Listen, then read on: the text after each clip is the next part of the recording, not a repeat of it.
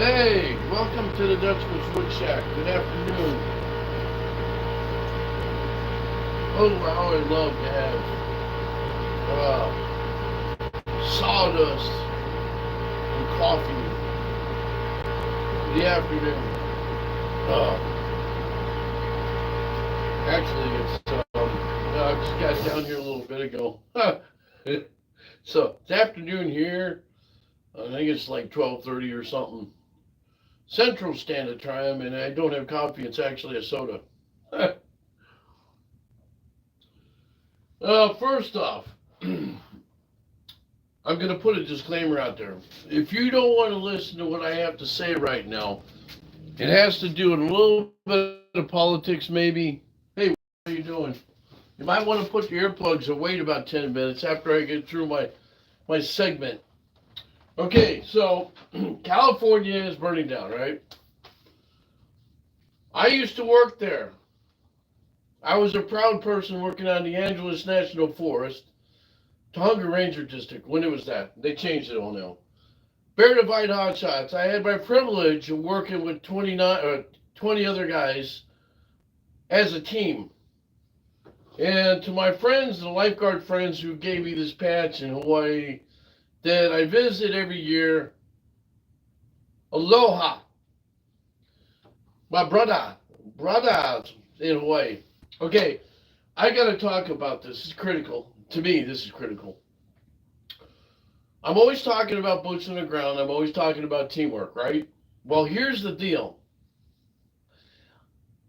When I went and I worked for the Forest Service, I found out what working with a bunch of guys is like. Now, your work yesterday and last night is a good example of, chaos. I have my scanner going. I keep track because I have basically a fire pitch. A couple of them I help run. I send stuff to constantly, I have it in my blood.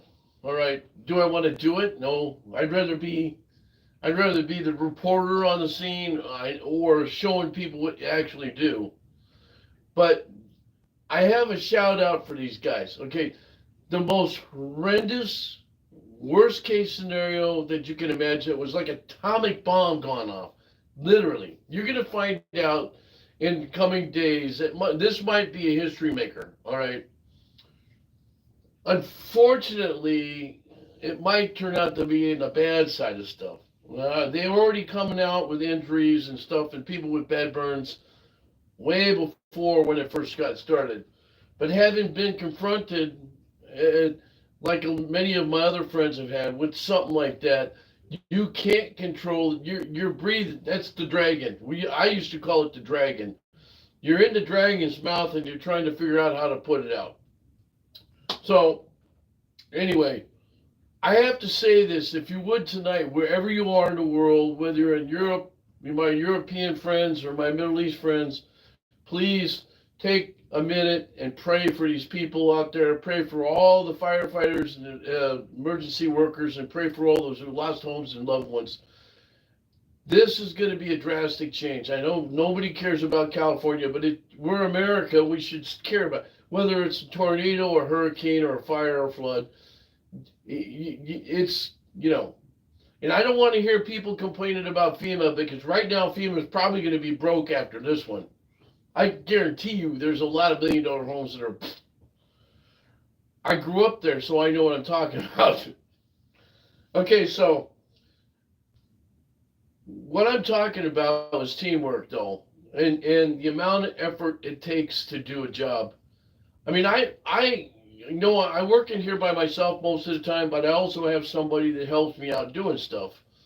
And without their help, it's kind of a little bit difficult. Doesn't say I can't do it, but it's not as drastic as a lot of the guys that are out there fighting fires. Just, just know this. I want to write a book about boots on the ground, and this goes for several different things. For those who like to criticize others, I hate that, especially when you haven't done that job.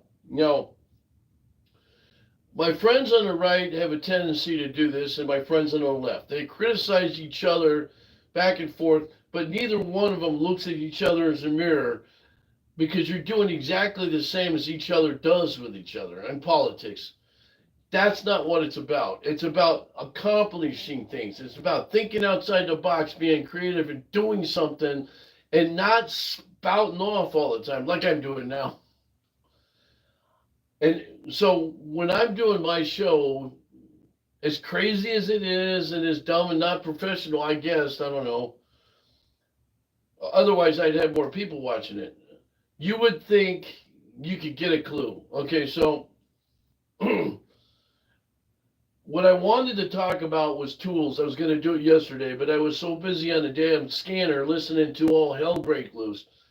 And it was pitiful. It was between lack of communication because all the stuff had been blown down, not being able to get the scenes because everybody that lived in those canyons was going down at the same time, a traffic jam.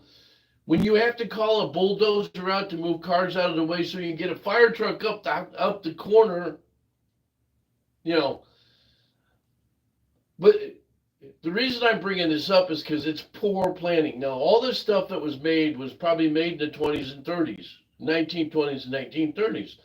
So the lack of water, and there was trucks running out of water and trucks running out of gas.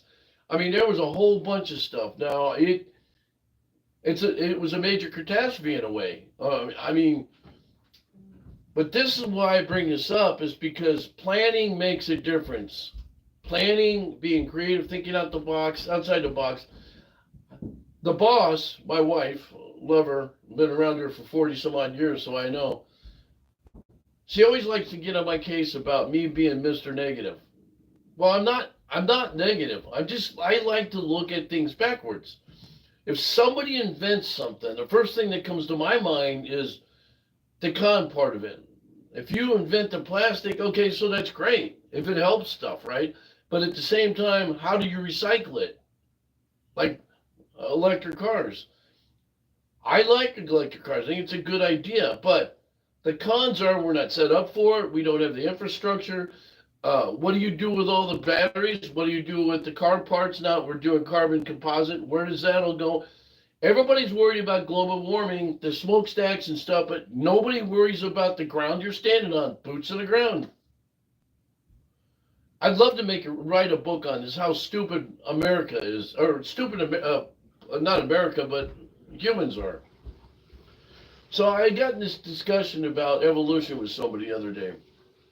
Man's always evolving, if you think about it, but man is always killing himself off too.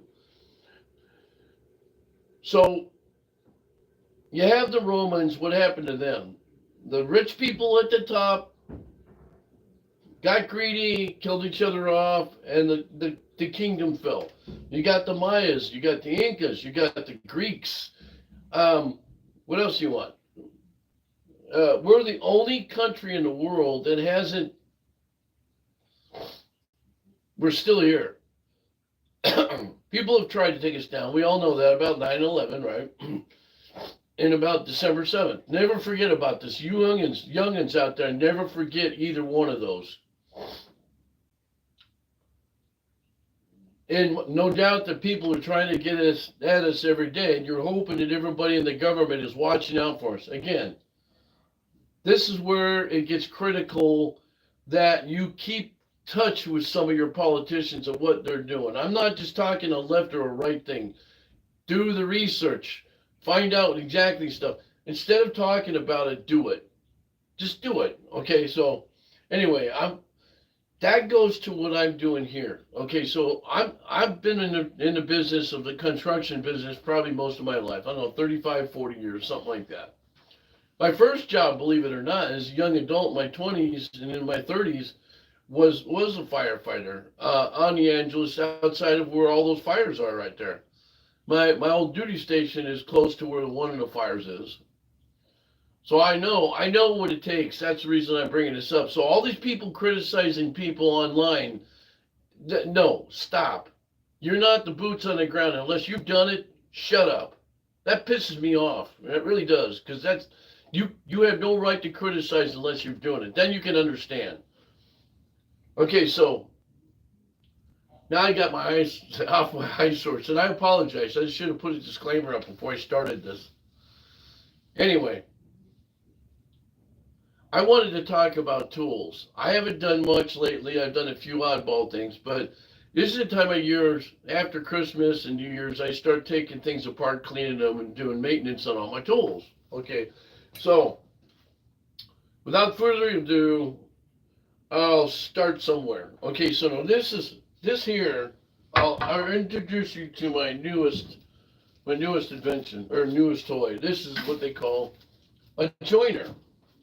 Okay, so those of you who don't know how a joiner works, I don't have it plugged in. I haven't adjusted it, but it's used for things like, okay, so for instance, if you take and cut this cut a piece of wood like this on a table saw, then you get these marks. Okay, so the idea is if you want to seam two pieces of wood together, right? Okay, so it might be kind of hard to see it in here, but all right. So you might have gaps in here. It's not exactly tight. All right. So what happens is with a joiner, you run this through a joiner and it straightens everything up. If there's a bow, if you've got what I call a dog leg, it goes like this, it'll straighten that out. Okay, there's two things. Okay, so this is the con about this. All right, it's a big joiner. It's I think it's like 8 inches or something. Yeah, it's an 8-inch joiner, which is one of the biggest ones you can get. And it's nice. Okay, so if you're doing small stuff now, when I do bowls and stuff, it's nice to get it through. I don't have to run it through my thickness planer. But the difference between this and the other one is, it's in comparison, it's small. It can only do half of what I need. Okay, so when I glue things together, the biggest part of what my job would be is basically the seams, the edges that they glue. When you glue them up, that they match, and that when you glue it enough and you put your proper clamps on there, it'll clamp it enough where you got a good glue joint. That's what matters. Now, with this one here,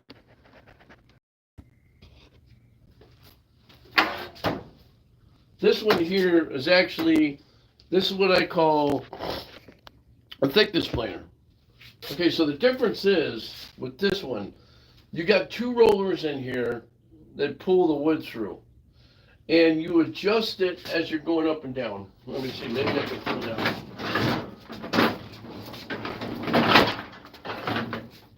All right. Yeah. I did have some new blades. I don't know where it went, but okay. So the way you adjust this thing is this way. You go around this way. One way's up and one way's down. All right. Then you can set how much your rollers go up and down. And the third thing is, on this side, there's an adjustment to tell you how far down to go, how much you want to take. I think the biggest or the smallest thing is, I think I can get to a 1/8 this way. So I can take this down as far as I can go, and it's 1/8. So now the difference between that and this, to get it back out again, is that okay? So now this one works for doing this through here. So from here to here is a foot, or 12.5, something like that. So when I glue things up, and the seams around here, you get glue or imperfections like this. This is oak wood flooring, by the way. You could take this down. You run it through here a few times till you get to the point where it's you no longer have this. And then you could take and, after you run this through your joiner, glue it up, and you're good to go. There's a few things different about this than there is in the joiner. It's wider for one. The other thing is too, when you go through, like I tend to do a lot of segmenting. So the biggest bowl I can make is at 11 and a half inches. Be safe. So when I glue things together, I usually do flats. I'll do one set. If I've got 5 or 6 different kinds of wood in here, I'll glue a bunch together. Then I'll run this through, get them. The whole idea is to get it the same size as this piece, thickness wise. See, like this has got a gap. So you got to be careful. You got to make sure when you run them through that you get them to the point where it's the same size. Now, if I was just going to start gluing this up, I'd have to run this through. The other thing is, you see how the wood is there, right? You never really want to run it with the grain like this. You want to run it with the grain. And the other thing is, this is kind of small to be putting through there, so really isn't good to do that. So my word would be, you take something like this and run it on. You could probably put it on a joiner and then do whatever you got to do. But this is where you got to know, you got to use your tools and know it. You read the instructions, you kind of watch videos, you watch people like me do stuff. Well, maybe you don't want to watch me, but you know. So, that's that, all right? These are fun, but just my past experience with this is, the only problem I have is, when I take, now this had varnish on it. Anything with varnish, you don't want to run through here unless you have extra blades, because it'll just gum up the works. It won't last very long. I tend to mix them back and forth. What happens is I run it through once that way, and then I run it that way, and then I run it this way, and then I run it that way. And a lot of times it seems to save the goop on, there's less goop on the teeth. And you have 13-inch blades on here on like a triangle type shaped thing. So that's another thing. You basically would have to take this back part apart. It's real simple. It takes you like 5 minutes. You can see what I'm talking about. But I won't do that today because it's a little bit time consuming. The other thing is, I like to use wood sometimes that might have nails in it. All right. I usually 99% of the time knock the nails out of it. Now I'm known for using a lot of recycled wood, so like pallet wood, or trim that had nails from. I like to use a lot of trim that's around windows and doors, and sometimes you miss a nail or two. That'll take a ding out of your blades, and when that happens, what happens is you're pushing it through, and then all of a sudden you got this bump there. You start getting lines from where that ding is. That's not good. So you really have to be on top of yourself watching this. When I get around to doing this again, I'll show you guys. I'll give you a whole lesson on how to use that one and that one. Okay, so that I used this a lot when I'm segmenting. Normally, if I'm not segmenting something, I'm just getting a piece of wood. I'll do that. See, like this. This is an old Victorian 1800s windowsill. See, there's nails in there. That you take a nail punch and punch them out. But if I was to run this through, not on this side, but on this side, to get it down to here, it would take a lot for one. But you see on this side where all the nails are sticking through, right? So, yeah, that's where you have to be on top of your game and constantly keep an eye on it. And use a push stick whenever possible in this, because you don't want to stick your hand in there. You'll be sucked in there just like you would for a chipper on a tree chipper. Okay, the next thing is, and I don't know if I can get it out, but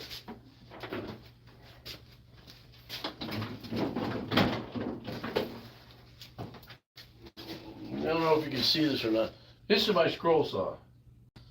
Now, I know how to use it. The problem is I haven't probably put 10 hours on it since I've had it, and it's been around for a while.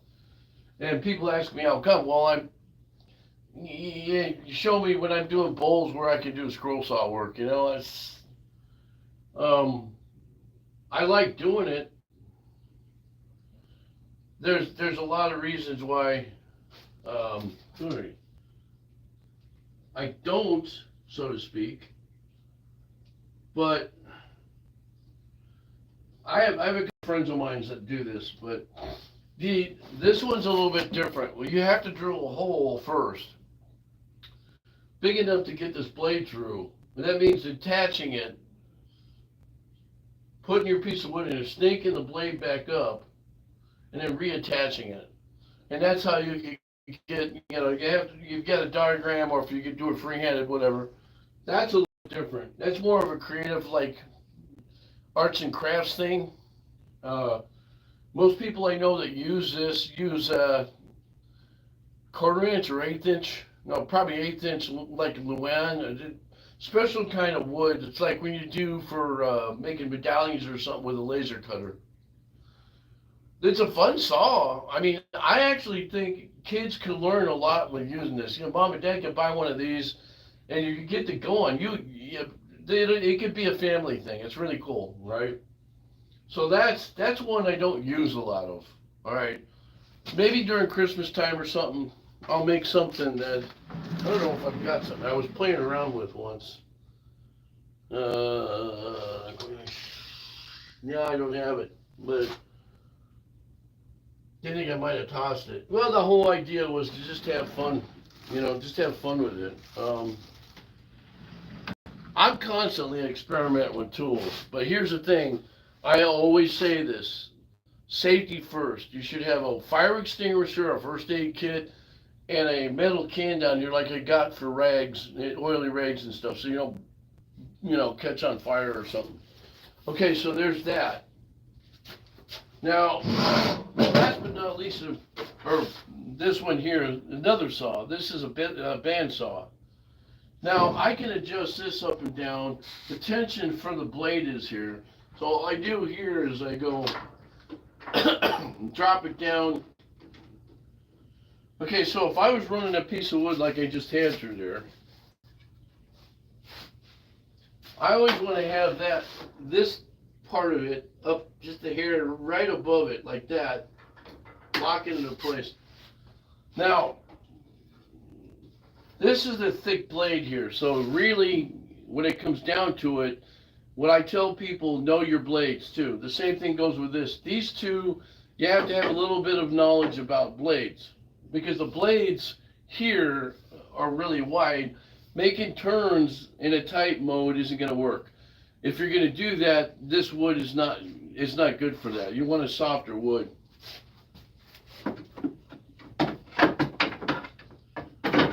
Like pine, maple or pine or something, or poplar. So this one is same thing. Maintenance is pretty easy. You can put a dust collector on the end here.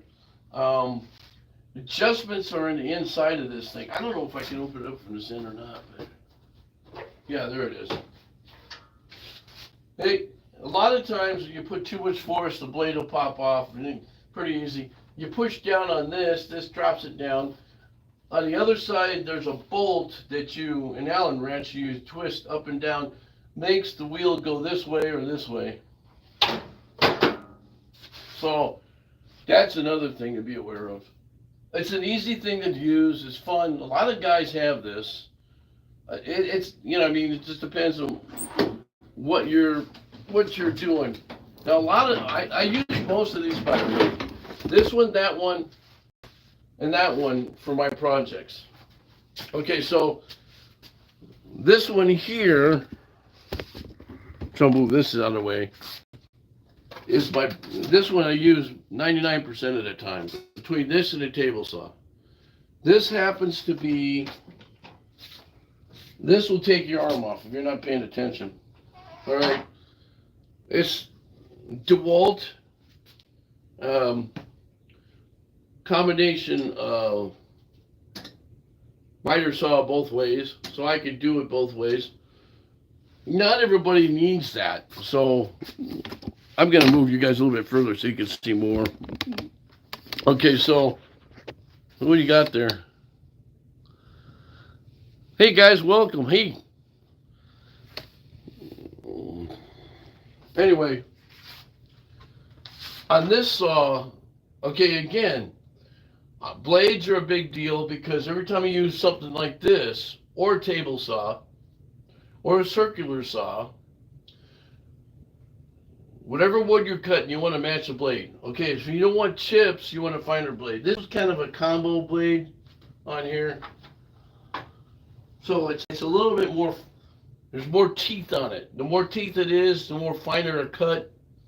But again, you got to be careful. The blades usually, when you go to the store and buy them, have an idea where what you can cut, what you can't cut.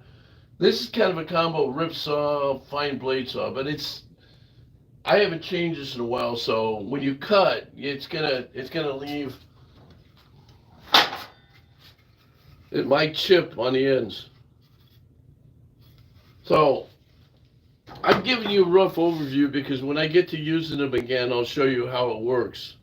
A couple of things you want to be aware of. Number one is when you're cutting, you don't want to get small pieces in here because it will take your hand off, or suck it in. All right, so here's what you got to do. When you're using it, now I can move this thing back and forth.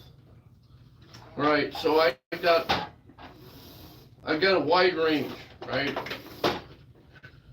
But normally this is the position it sets at, because if I put a piece of wood here, like this, I'll set it on here like this.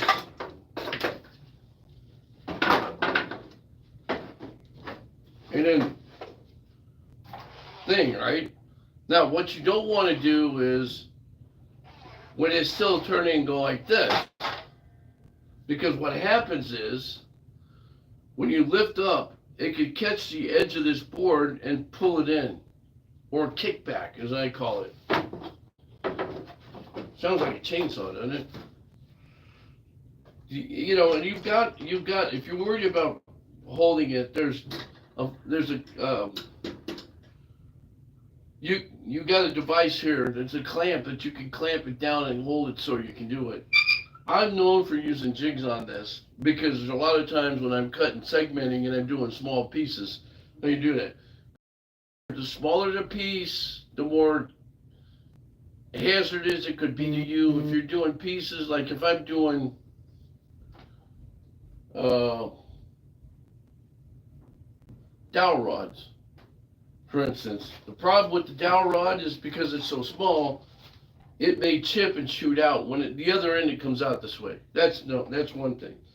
And you could turn this in several different directions. Read your manual, getting familiar with this thing before you do anything. There's a lot of different things on this. I've got a laser light. I got lasers and a regular light on here so I can see what the hell I'm doing.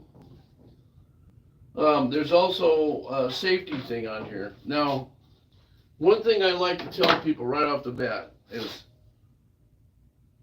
when you're cutting and you go down like this, let the blade stop. Turn it off, let go of your handle. Never grab this thing too as you're moving things around. Go up like this, push, go down like this, push it, let go of it, and go like this.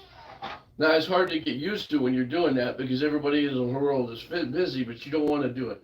The other thing is, when you go to change a blade or doing any kind of work on this, unplug it. I always unplug them no matter what, because you never know who's going to be down here. I got people running back and forth from here to my train room and back. All the kids in the block want to come down and play. So, yeah. And the only thing bad about this is extensions.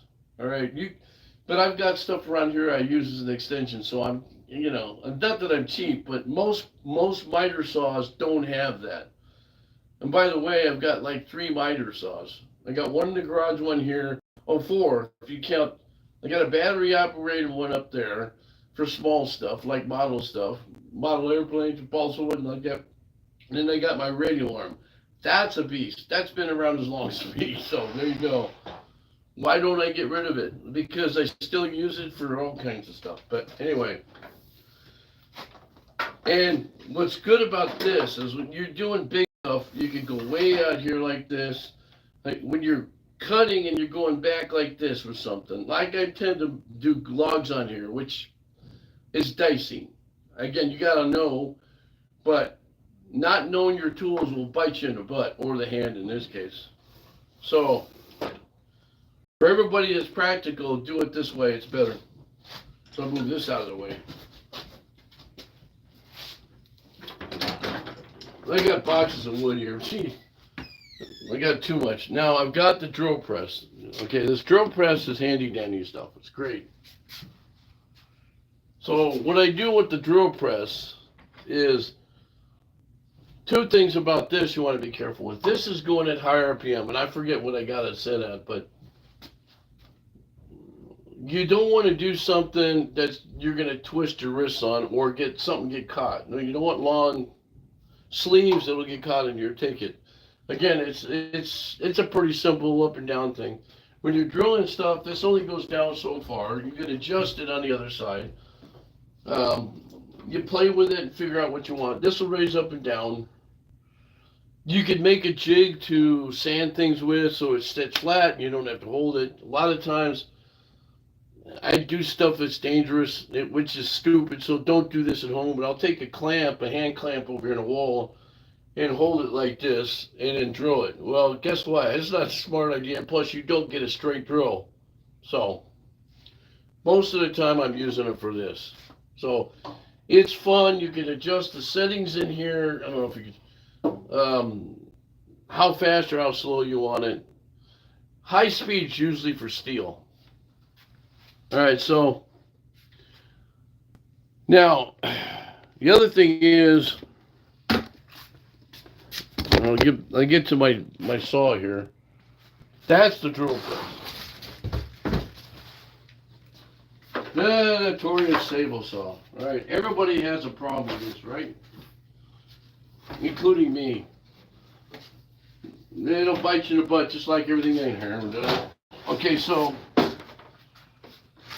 I'll just go out to a certain point here. You gotta ignore I'm kind of tight in here, so. Couple of things. These things ain't worth a crap, so you kind of have to. Technically, I should have an extension on this way. That's part of a bench or something, but because of lack of room, I can't do that. So, push stick. And it's another push stick, but you run it through this way. Now, this is where you're playing your cuts. You could do this at a 45. You could do that at a 45, but you got to understand how your dimensions work, and this is where the math comes in, doing that. Biggest problem I have with people is the blade. Now, I have mine sticking up. A lot of times what I'll do is I'll stick this down, but the problem is the mechanism inside there is shot, and I have to fix it. It's two gears that are kind of binding in each other. So until I get that fixed, I have it to the side. Unplug it. When not used, unplug it or hide the blade so that you can't see it or the kids can't see it, because what will happen is somebody always manages to screw up something or hurt themselves. But again, you're pushing stuff through, use this. When I'm doing wood, doing strips of wood,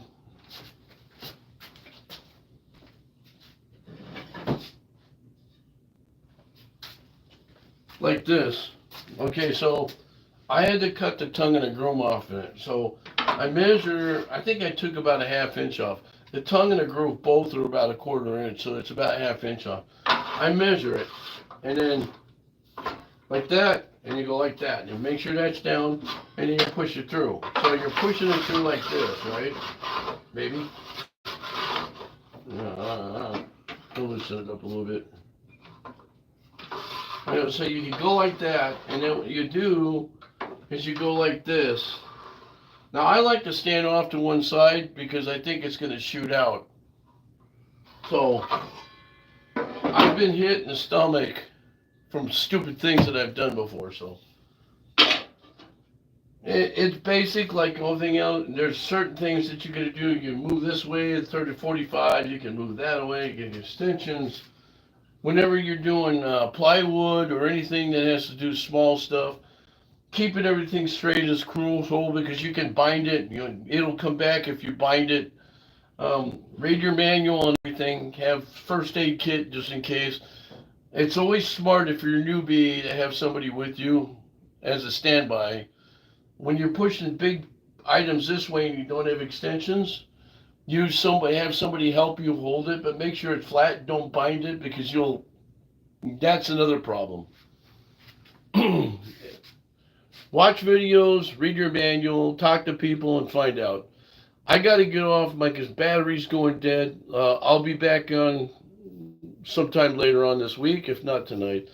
I want to say thank you to everybody for watching the Dutchman's Woodcheck. And again, please take 5 minutes out of your day, pray for these people out west, and have a toast to them, the firefighters and the emergency workers, because man, I'm telling you, they're in the mouth of the dragon in hell. God bless you guys, and remember, always be creative, think outside the box, and make sawdust. God bless America.